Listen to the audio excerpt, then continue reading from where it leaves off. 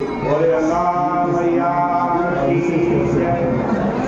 बोले सत्य सनातन धर्म की जय। बोले श्रीमद् भागवत महापुराण की जय। पतित पावनी कलिमल हारिणी मंगलकारिणी मोक्षदायिनी माँ गंगा मैया का ये पवित्रतम तीर्थ हर की पैड़ी ब्रह्मकुंड है। श्रीमद् भागवत जी के एकादश स्कंद का 7वां अध्याय चल रहा था। भगवान श्री कृष्ण उद्धव जी को उपदेश दे रहे हैं। इसमें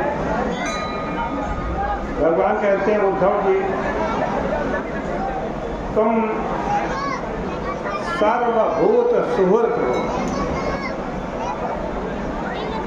सर्वभूत सुहृत मने मित्र, सारे प्राणियों के मित्र हो। शांत हो, ज्ञान विज्ञान अब तुम निश्चय हो जाओ। इस सारे संसार को, संपूर्ण विश्व को मेरा ही रूप समझो, भगवान कह रहे हैं।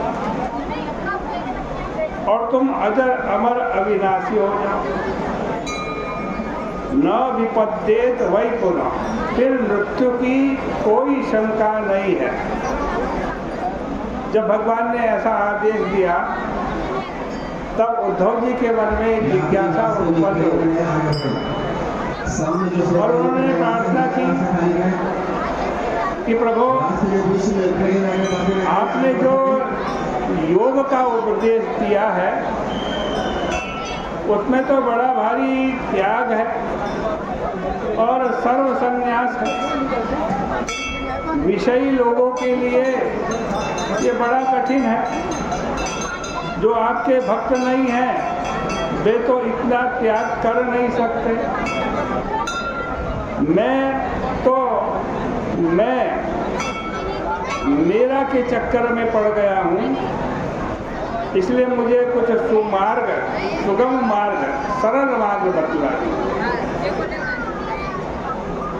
प्रभु, आप जैसा वक्ता इस सृष्टि में दूसरा कोई नहीं है। ब्रह्मा आदि भी आपकी माया से मोहित,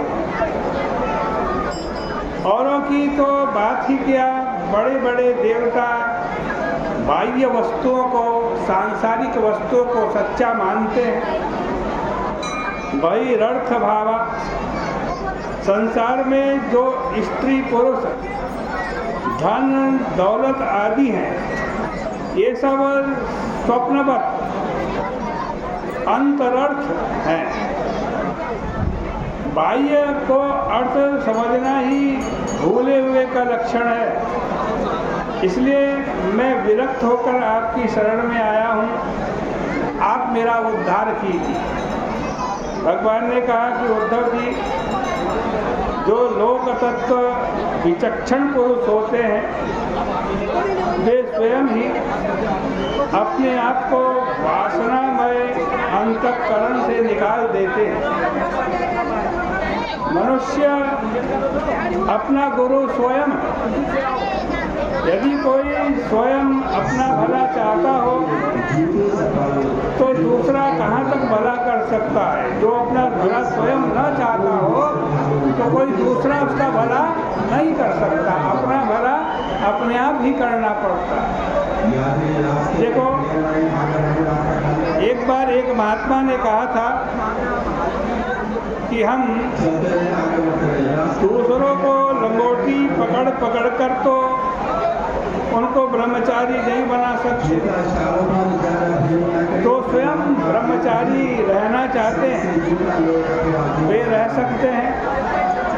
इसी तरह एक वेदांती ने कहा था कि जब तुम इस बात का निर्णय करते हो कि अमुक तुम्हारा गुरु होने लायक है या नहीं, तब क्या होता है? तब तुम स्वयं उसके गुरु बन जाते हो। इसलिए भगवान ने कहा कि मनुष्य प्रत्यक्ष और अनुमान के द्वारा अपना कल्याण स्वयं प्राप्त कर सकता है। मनुष्य शरीर में परमात्मा का प्रत्यक्ष दर्शन हो सकता है, क्योंकि जैसी अपनी आत्मा है वैसा ही तो परमेश्वर है। सृष्टि में अनेक शरीर हैं, इसमें तुम्हें तुम्हारी दृष्टि से नीति के द्वारा जो परमेश्वर न मालूम पड़े उसका परित्याग करते चलेगा। श्री कृष्ण ने अपने पूर्वज राजा यदु और अवधूत दत्तात्रेय का इतिहास उद्धृत करते हुए कहा कि हमारे पूर्वज यदु बड़े धर्मवेत्ता, उन्होंने अवधूत दत्तात्रेय को देखा और उनके पास जाकर पूछा, महाराज आपको यह बुद्धि कहाँ से प्राप्त हुई? सब कुछ समझते हुए भी आप बालक की तरह कैसे रहते? लोग तो प्रायः कुछ न कुछ इच्छा करके ही कर्म में प्रवृत्त होते हैं। आप तो समर्थ हैं, कवि हैं, दक्ष हैं, सुभग हैं और अमृत भाषण है, फिर भी कुछ करते कराते नहीं हैं। दुनिया के लोग डूब रहे हैं।